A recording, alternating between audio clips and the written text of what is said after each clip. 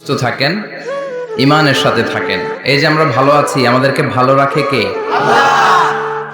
আবার মাঝে মাঝে আমাদেরকে অসুস্থ বানিয়ে পরীক্ষা নেয় কে? এজন্য সব সময় প্রশংসা করতে হবে কার? সুস্থ অবস্থায়ও আল্লাহ, আবার অসুস্থ অবস্থায়ও। বিশ্বনবী যখন সুস্থ থাকতেন তখন আল্লাহরে ডাকতেন, অসুস্থ হয়ে গেলে আল্লাহরে ডাকতেন না। ব্যাপারটা কি এমন? কথা বলেন। সুস্থ থাকলেও তিনি জিকির করতেন কার? অসুস্থ অবস্থায়ও তিনি জিকির করতেন কার? বিশ্বনবী মাঝে মাঝে অসুস্থ হতেন না? কথা বলেন। বিশ্বনবী অসুস্থ হতেন, তারপরেও তিনি আল্লাহর কাছে চাইতেন। বিশ্বনবী বলতেন, ইদা সাআলতা ফাসআলিল্লাহ, যখন চাইবা আল্লাহর কাছে চাও। কার কাছে? না খাজা বাবা, ল্যাংটা বাবা, বড় হুজুর, মেজো হুজুর, ছোট হুজুর? কার কাছে? সহজ না হিসাবটা? ইদা সাআলতা ফাসআলিল্লাহ, যখন চাইবে তো আল্লাহর কাছে চাও। ওয়া ইদা ইসতাআনতা ফাসতাইন বিল্লাহ, সাহায্যের দরকার কার কাছে সাহায্য চাবা? কেউ যেটা পারে না পারে কে? কেউ যেটা বোঝে না বুঝে কে? কেউ যেটা দেখে না দেখে কে? পৃথিবীর সবার চোখকে ফাঁকি দিলেও আপনি কি আল্লাহর চোখ ফাঁকি দিতে পারবেন? আল্লাহ ইজ ওয়াচিং ইউ, আল্লাহ সুবহানাহু ওয়া তাআলা ইজ অবজার্ভিং ইউ। আল্লাহ আপনারা দেখছেন। আপনি ঘরের ভেতরে দরজা বন্ধ করে রাত্রিবেলা সুইচ অফ, পর্দা টানিয়ে দিয়েছেন, লাইট অফ, সব বন্ধ, পাপ করেছেন, অন্যায় করেছেন, পৃথিবীর কোনো চোখ দেখে নাই, কাক পক্ষীও টের পায় নাই। টের পেয়েছে কে? ওনার চোখকে ফাঁকি দেয়া যায়? পুলিশের চোখ ফাঁকি দেয়া যায় কি যায় না? পুলিশ আসলেই জনগণের বন্ধু, ঠিক কি না? আল্লাহ আমার পুলিশ ভাইদেরকে তুমি কবুল করো। তো এই পুলিশের চোখও কিন্তু ফাঁকি দেয়া যায়, যায় না? র্যাবের চোখ ফাঁকি দেয়া যায় না? বিডিআরের চোখ, পরীক্ষার হলে ম্যাজিস্ট্রেটের চোখ, ম্যাজিস্ট্রেট আছেন না এদিকে? আছে দু একজন। তো ম্যাজিস্ট্রেটের চোখও কিন্তু ফাঁকি দেয়া যায়। বিমানবন্দরে যাত্রীরা যখন নামে তখনই জিজ্ঞেস করে কোত্থেকে আসছে, গোল্ড আছে কিনা, বার আছে কিনা, এটা আছে কিনা, ওইটা আছে কিনা। তো এই যে বিমানবন্দরের কাস্টমস অফিসারের চোখ ফাঁকি দিয়ে অনেকে স্বর্ণ নিয়ে আসে, এরকম ডাকাইত আছে না? নাই? তার মানে বিমানবন্দরের কাস্টমস অফিসারের চোখও ফাঁকি দেয়া যায় কি যায় না? তো পুলিশের চোখ ফাঁকি দেয়া যায়, র্যাবের চোখ ফাঁকি দেয়া যায়, বিমানবন্দরের কাস্টমস অফিসারের চোখ ফাঁকি দেয়া যায়, কিন্তু আল্লাহর চোখ ফাঁকি দেয়া যায়? চিল্লায় বলেন ফাঁকি দেয়া যাবে? এজন্য কেউ যেটা দেখে না দেখে কে? কেউ যেটা শোনে না শোনে কে? কেউ যেটা বুঝে না বুঝে কে? এজন্য চাইবেন কার কাছে? নাকি দয়াল বাবার কাছে? দয়াল বাবা রে দয়া করো আমারে। কি সুন্দর মিলাইছে, দয়াল বাবারে দয়া করো আমারে। দয়াল বাবা আপনার কিচ্ছু করতে পারে না। এটাই হচ্ছে খালেস তাওহীদের ধারণা। তাওহীদ মানে একত্ববাদ, ওয়াননেস অফ গড। স্রষ্টা যে একজন, সবাই আমরা এক কেন্দ্রিক হব, শুধু ওনার কাছে চাবো, ওনার কাছে কাঁদবো, মনের জ্বালা যন্ত্রণা শুধু উনিই পূরণ করতে পারেন, ঠিক কিনা? এটার নাম তাওহীদ। এটার নাম কি? তাওহীদেরই মুর্শিদ আমার মুহাম্মাদের নাম বলো, মুহাম্মাদের নাম। আল্লাহর নাম জপলে বুঝতে পারি আল্লাহরই কালাম, বলো মুহাম্মাদের নাম। ওই নামেরই রশি ধরে যাই আল্লাহর পথে, ওই নামেরই ভেলায় চড়ে ভাসি নূরের স্রোতে। ওই নামের বাতি জেলে দেখি আরশের মুকাম, বলো মুহাম্মাদের নাম। পড়েন তাওহীদেরই মুহাম্মাদের নাম বলো, মুহাম্মাদের নাম। আল্লাহর নাম জপলে বুঝতে পারি আল্লাহরই কালাম, বলো মুহাম্মাদের নাম। চিল্লায় পড়েন আল্লাহু আকবার। এটার নাম তাওহীদ। আমরা এক আল্লাহ বিশ্বাসী। ইদা সাআলতা ফাসআলিল্লাহ, যখন কিছু চাইতে হবে কার কাছে চাইবেন? যখন বিপদে পড়বেন কার কাছে চাইবেন? আপনার মনের জ্বালা যন্ত্রণা দূর করতে পারে কে? ব্যবসায় সফল হতে চান, আপনারা সফল বানায় দিতে পারে কে? আপনার ছেলে নাই, মেয়ে নাই, ছেলে মেয়ে দিয়ে কলিজাটারে ঠান্ডা করতে পারে কে? এজন্য কার কাছে চাবো? আল্লাহ ছাড়া কারো কাছে চাওয়া যাবে? কথা বলেন। আল্লাহ তুমি বুঝার তৌফিক দাও, আর জোরে পড়েন আমিন। এজন্য প্রত্যেক সালাতের পরে আমরা পড়ি রাদিতু বিল্লাহি ওয়া বিল ইসলামি ওয়া বি মুহাম্মাদিন নাবিয়ান ওয়া রাসূলা। আল্লাহর রব হিসেবে পেয়ে আমরা খুশি না বেজার?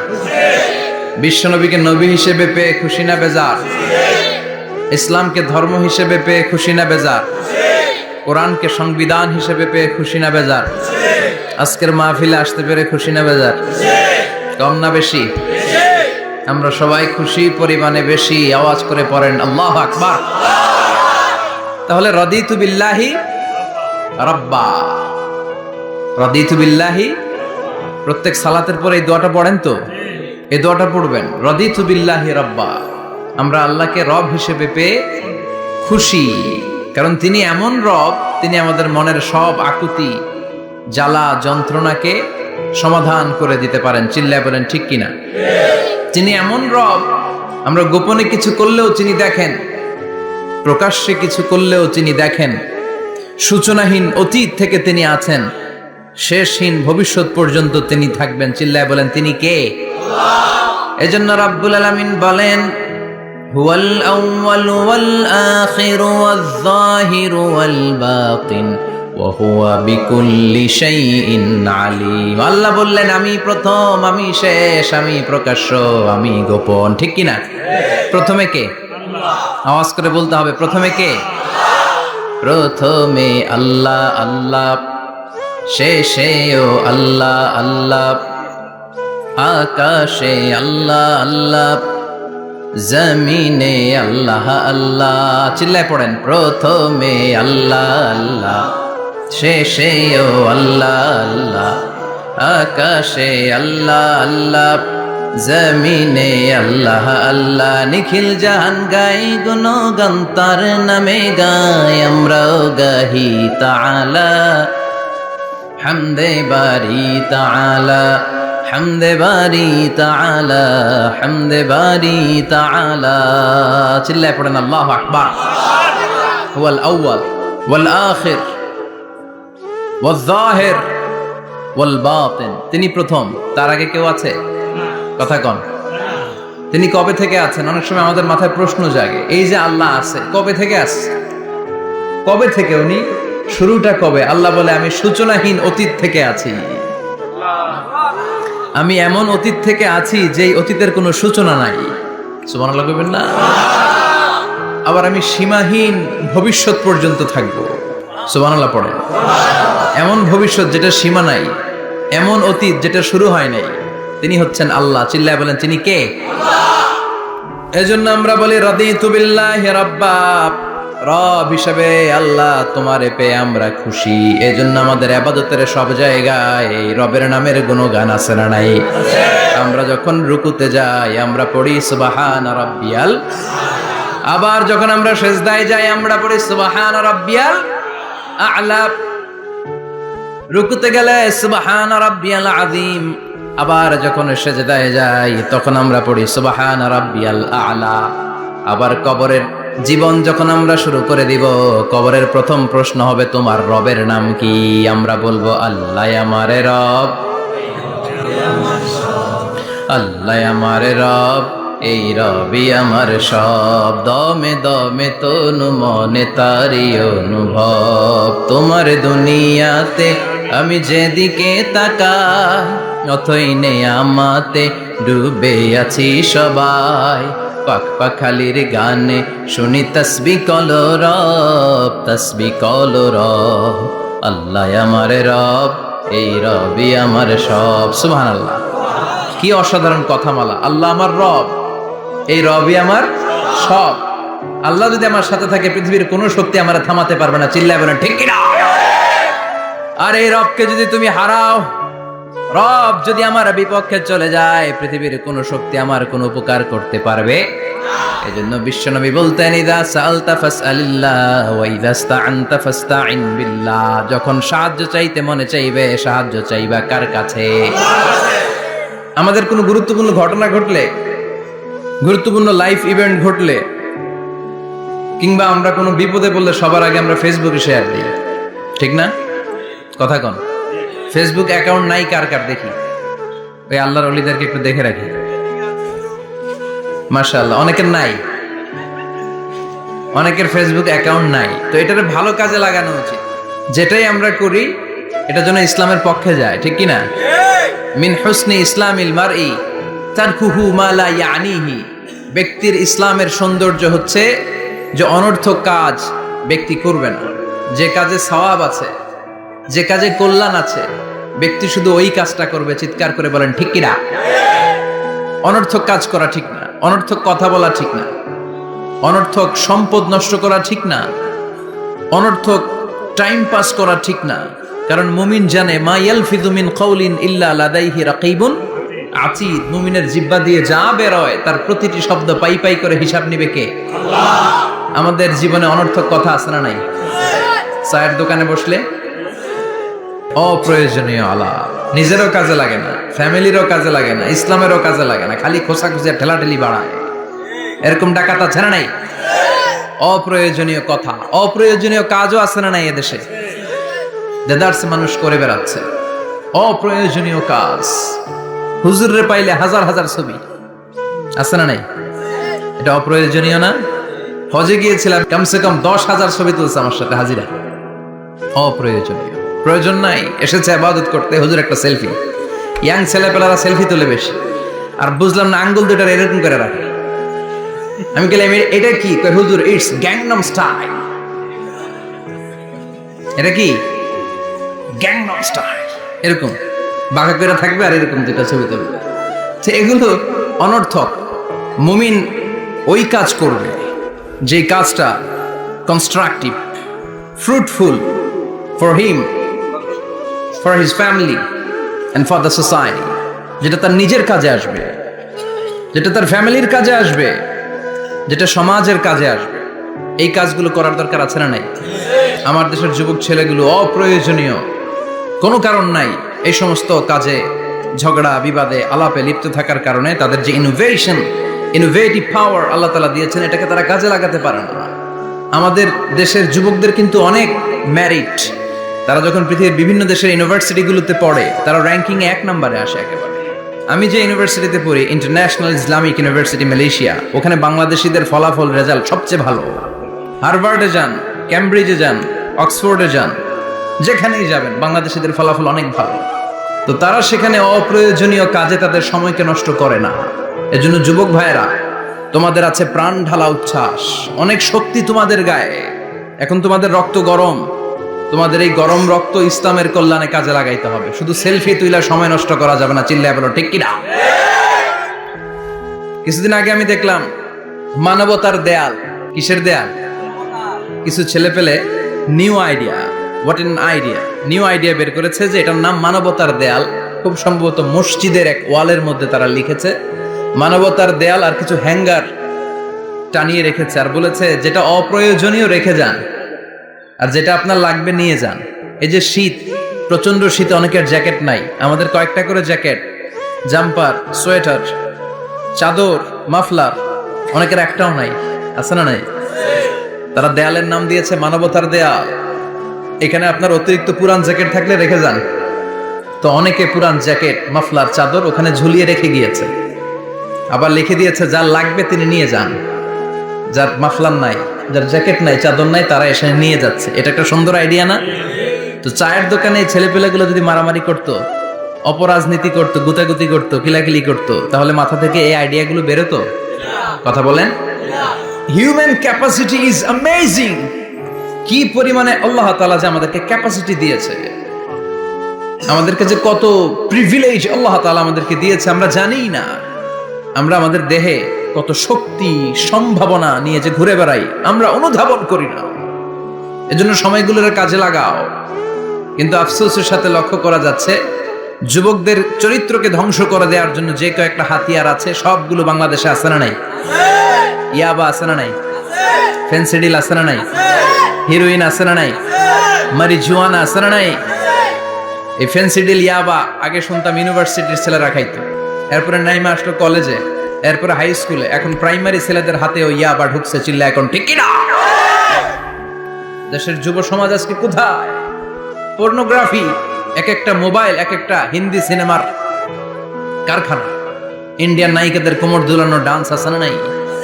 স্মার্টফোন নিয়ে ছেলে স্মার্ট হয়, কিন্তু ইমান, আখলাক, চরিত্র সব শেষ।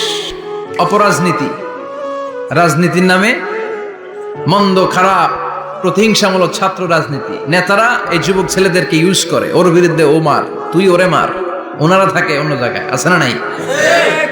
এভাবে আমাদের দেশের ছেলেদের চরিত্র, তাদের সম্ভাবনাকে আমরা নষ্ট করে দিচ্ছি। যুবক ভাইয়েরা, in the day of judgment, কিয়ামতের কঠিন ময়দানে আল্লাহ তাআলা 7 শ্রেণীর ব্যক্তিকে তার আরশের নিচে ছায়া দিবেন।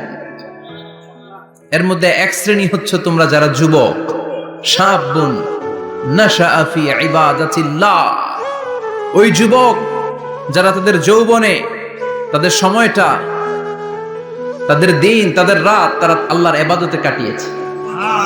সুবহানাল্লাহ পড়েন। 7 শ্রেণীর মধ্যে 2টা শ্রেণী হলো যুবক। একটা হলো যৌবন সময়ে যারা আল্লাহর ইবাদতে রাত কাটায়, সময় কাটায়। আর দ্বিতীয় ওই যুবক, যে যুবককে কোনো নারী অন্যায় কাজের, অন্যায় প্রেম করার পরকীয়ার অফার দেয়, ওই অফারকে ক্যান্সেল করে ওই যুবক বলে ইন্নী আখাফুল্লাহ, আমি এই পরকীয়ার দিকে যেতে পারি না, কারণ আমার অন্তরে ভয় আছে একজনের, তিনি কে? যাদের হৃদয়ে আছে আল্লাহর ভয়, তারা কভু পথ ভুলে যায় না। আল্লাহর প্রেম ছাড়া এই দুনিয়ায় কারো কাছে কোনো কিছু চায় না, ঠিক কি না? রাতের আধারে যারা সেজদাতে রয়, দু চোখের শ্রুতে নদী যেন বয়। আল্লাহু আকবার। তো তাহাজ্জুদ পড়বে কখন? ফজরে তো পড়তে পারে না, আছে না নাই? রাতের আধারে যারা সেজদাতে রয়, দু চোখের শ্রুতে নদী যেন বয়। ছলনার হাতছানি যতই ডাকুক, পেছনে ফিরেও সে তাকায় না। যাদের হৃদয়ে আছে আল্লাহর ভয়, তারা কভু পথ ভুলে যায় না। আল্লাহর প্রেম ছাড়াই দুনিয়ায় কারো কাছে কোনো কিছু চায় না। চিল্লায় বলেন ঠিক কিনা? তার মানে প্রথম হচ্ছে এক যুবক, যেই যুবক তার যৌবন কালের সময়টা আল্লাহর ইবাদতে কাটায়। দ্বিতীয় হলো এমন যুবক, পরকীয়ার অফার পেয়ে সে বলে আমি ভয় পাই একজনকে, তিনি কে? এজন্য যুবক, তোমার অন্তর আল্লাহর ভয় থাকতে হবে। তোমার সময়টা এমনি কাটানো যাবে না, ইবাদতে কাটাতে হবে, ঠিক কিনা? এজন্য আমরা নামাজের পরে বলি রাদিতু বিল্লাহি রাব্বা, আল্লাহকে রব হিসেবে পেয়ে আমরা খুশি। তারপরে বলি অবিল ইসলামি দীনা, ইসলামকেও দিন হিসেবে পেয়ে আমরা খুশি না বেজার? কথা কন, খুশি না? আপনি খুশি হইলে আপনার লাভ, খুশি না হইলে আপনার লস। ইসলামের বিজয়কে সমুন্নত করবে কে? ইসলামের পতাকা পত পত করে হোয়াইট হাউসের উপরেও একদিন ঝুলবে, চিল্লায় বলেন ঠিক কিনা? আল্লাহ বলেন খবরদার, ফু দিয়ে ইসলামের বাতি তোরা নিভাতে পারবি না। ইউরিদুনা লিয়ুতফিউ নূরাল্লাহি বিআফওয়াহিহিম ওয়াল্লাহু মুতিম্মু নূরিহি ওয়ালাউ কারিহাল কাফিরুন।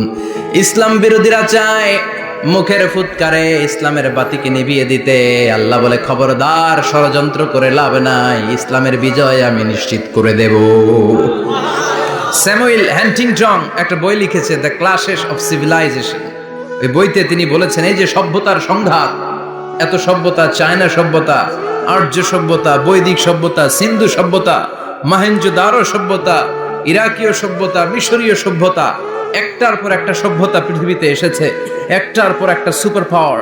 এখন সুপার পাওয়ার হচ্ছে ইউনাইটেড স্টেটস অফ আমেরিকা, ধারণা করা হচ্ছে এরপরে চায়না হবে সুপার পাওয়ার, আবার অনেকে বলছে এরপরে ইন্ডিয়া হবে সুপার পাওয়ার।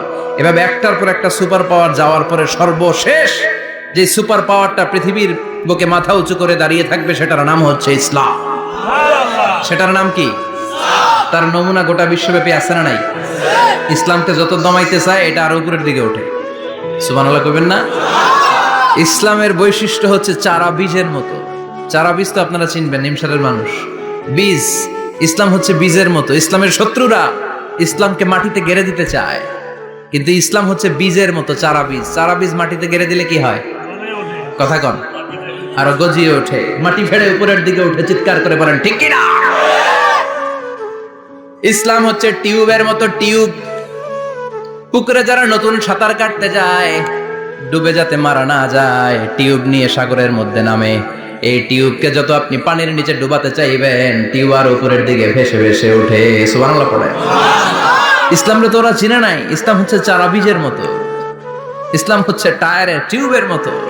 এটার যতই নিচের দিকে নামাইতে যায়, এটার বৈশিষ্ট্য হচ্ছে এটার ধাক্কা মারলে এটার উপরের দিকে ওঠে।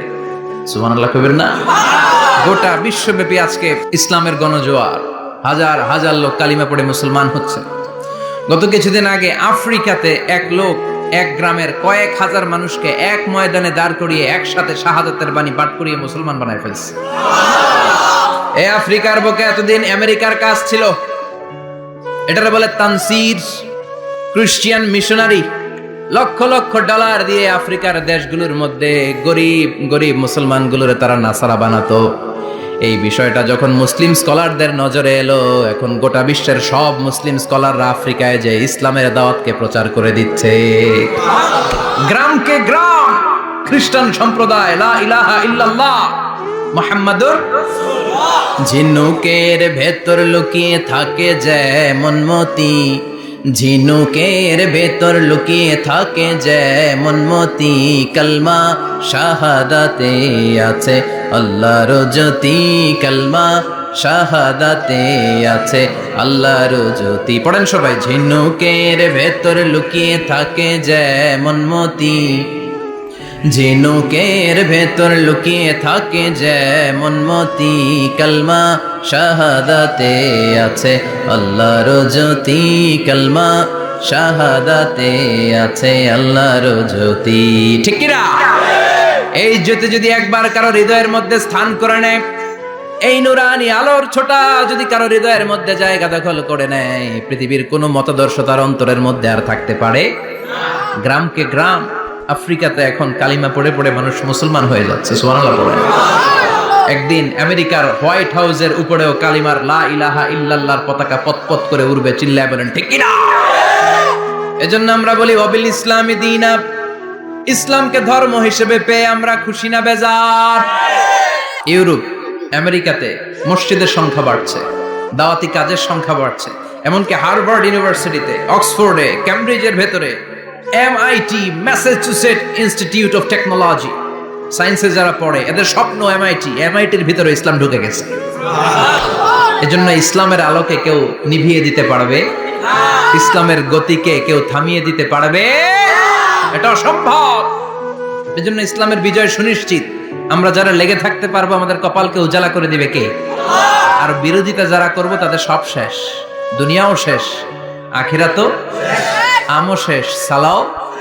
এজন্য আমরা বলি রাদিতু বিল্লাহি রাব্বা, আল্লাহ তোমার রব হিসেবে পেয়ে আমরা বড্ড খুশি। ওয়াবিল ইসলামি দীনা, ইসলামকে ধর্ম হিসেবে পেয়ে আমরা খুশি। ওয়াবি মুহাম্মাদিন রাসূলা, বিশ্ব নবীকে রাসূল হিসেবে পেয়েও আমরা খুশি না বেজার?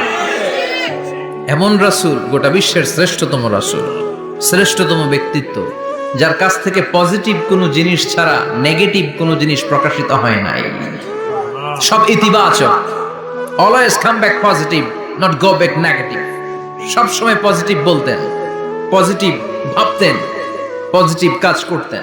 কোন নেগেটিভ, নেতিবাচক কোনো কিছু বিশ্বনবীর জীবনে খুঁজে পাওয়া যায় না। চিল্লায় বলেন খুঁজে পাওয়া যায়? As a father, as a husband, as a commander, as a lawyer, as a reformer of the society, Muhammad is the superman of the world. গোটা বিশ্ব এখন তাকে সুপারম্যান ভাবতেছে, boss, boss of the all bosses. পৃথিবীতে যত বস এসেছে, সব বসের সবচেয়ে বড় বস হচ্ছে বিশ্বনবী মুহাম্মদ সাল্লাল্লাহু আলাইহি ওয়াসাল্লাম। এজন্য আমরা বলি ওয়াবি মুহাম্মাদিন রাসূলা, আল্লাহকে রব হিসেবে পেয়ে আমরা যেমন খুশি, ইসলামকে ধর্ম হিসেবে পেয়ে তেমন খুশি। বিশ্বনবীকেও রাসূল হিসেবে পেয়ে খুশি না বেজার? কথা কর। এই বিশ্বনবীর ভালোবাসা যদি অন্তরে না থাকে, জান্নাতে ঢোকা যাবে নাকি? আল্লাহর ভালোবাসা, বিশ্বনবীর ভালোবাসা অন্তরে থাকার দরকার আছে না নাই? আল্লাহকে যে পাইতে চায় হযরত কে ভালোবেসে, আরশ কুরসি লৌহ কালাম না চাইতে পেয়েছে সে। হযরত কে ভালোবেসে, আরশ কুরসি লৌহ কালাম না চাইতে পেয়েছে সে। চিল্লায় বলেন ঠিক কিনা? নবীর ভালোবাসা অন্তরে থাকতে হবে। তাহলে তিনটা জিনিসের ঘোষণা আমরা দেই নামাজের পর। আল্লাহকে রব হিসেবে পেয়ে আমরা খুশি, ইসলামকে ধর্ম হিসেবে পেয়ে খুশি, বিশ্বনবীকে রাসূল হিসেবে পেয়ে খুশি, আবার এই কিতাবটারে সংবিধান হিসেবে পেয়ে আমরা খুশি না বেজার? এটার আলোকে আমাদের সমাজ প্রতিষ্ঠিত হোক, মদিনার সমাজ হোক, সোনালী সমাজ হোক, আলোকিত সমাজ হোক, আমরা চাই কি চাই না? এই কোরআনের আইন দিয়ে আমার দেশ চলুক, আমরা চাই কি চাই না? এই কোরআনে ধর্ষকদের বিচার আছে না নাই? অবিবাহিত ধর্ষক হলে 80 ব্যাট, 100 ব্যাট, আর যদি বিবাহিত ধর্ষক হয় ডেথ পেনাল্টি। সৌদিতে করে হেড অফ, মাথাটাকে নুইয়ে তলোয়ার দিয়ে এক কোপ মেরে গর্দানটা আলাদা করে দেয়, ঠিক কিনা? অনেক দেশে ডেথ পেনাল্টি করে হ্যাঙ্গিং এর মাধ্যমে, ফাঁসির মাধ্যমে। ধর্ষণের বিচার বাংলাদেশে সহজে পাওয়া যায় না, কিন্তু কোরআন দিয়ে বিচার করলে ওই বিচার আছে না নাই? নোয়াখালীর এক বোনকে ধর্ষণ করা হয়েছে, গোটা বাংলার জামিনে এই নিউজটা আছে না নাই? কোরআনের বিচার থাকলে আলটিমেটাম হতো 24 ঘন্টা, 24 আওয়ার্স। 24 আওয়ার্স এর মধ্যে ধর্ষককে ডেকে এনে বাইতুল মোকাররমের স্কয়ারের সামনে লক্ষ মানুষের চোখের সামনে ফাঁসির রশিতে ঝুলিয়ে দেয়া হতো। বড় বড় চোরগুলোর হাত কেটে দেয়া হতো। কলা চোর, ডিম চোর, মুরগি চোর না, বড় বড় সাইজের চুরি যারা করে 1000 কোটি টাকা মেরে দেয়, দেশের 12টা বাজিয়ে দেয়, দেশের 10-এর সর্বনাশ করে, সিমেন্ট খাইয়া, টিন খাইয়া, রড খাইয়া সব হজম করে। ব্রিজ ভেঙে গেলে ব্রিজের ভেতরে পাওয়া যায় বাঁশ, তার মানে রড গেছে কই? হ্যাঁ, পেটে।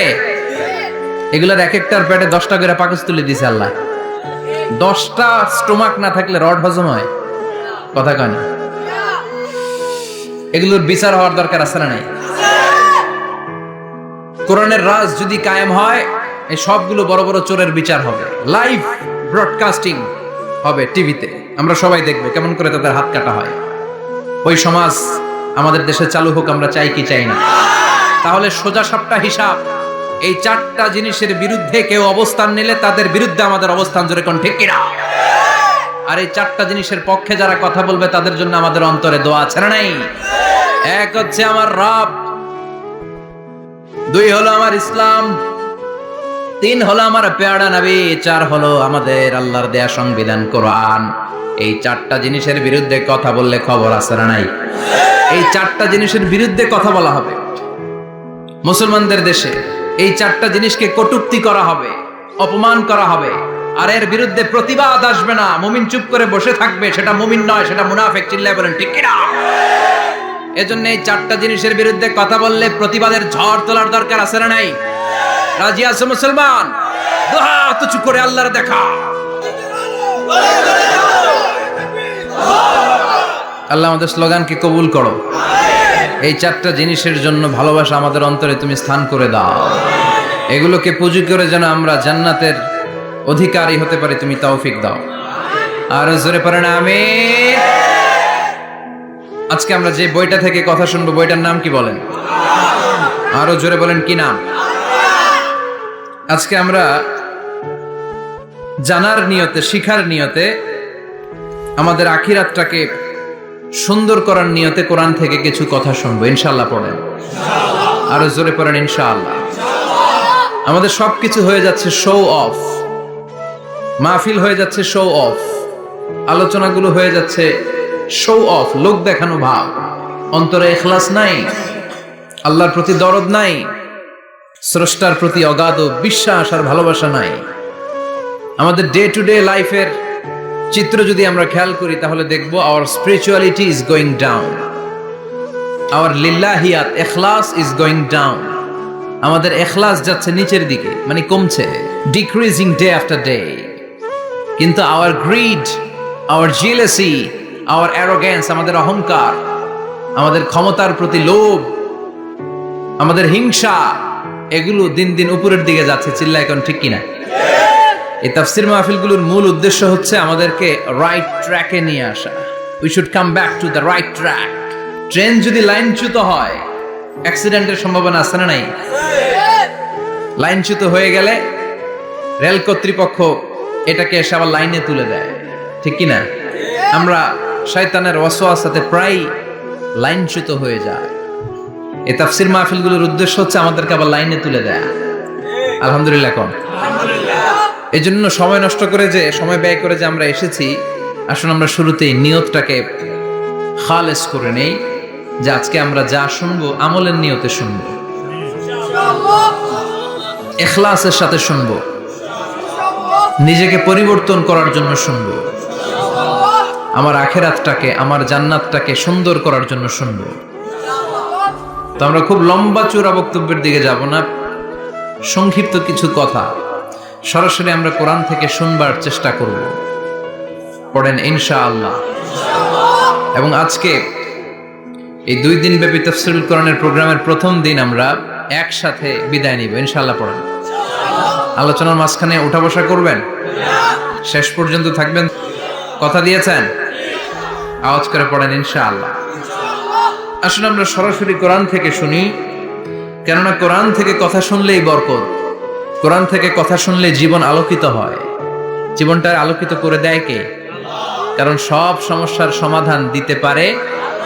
সমাধান চাও যদি জীবনে, মরণে ফিরে যাও, খুঁজে নাও, চোখ রাখো কোরআনে। চোখ রাখবেন কোথায়? না টিভির পর্দায়? কোথায়? সমাধান চাও যদি জীবনে, মরণে ফিরে যাও, খুঁজে নাও, চোখ রাখো কোরআনে। If you want the solution this dunya and akhira, go back, have a look to the holy Quran. Subhanallah পড়েন। সমাধান চান তো go back, sit down and have a look to the Quran. আপনার জীবনের সব সমস্যার সমাধান কোরআনের ভেতরে আছে না নাই? সেই কোরআন থেকে আমরা কথা শুনবো।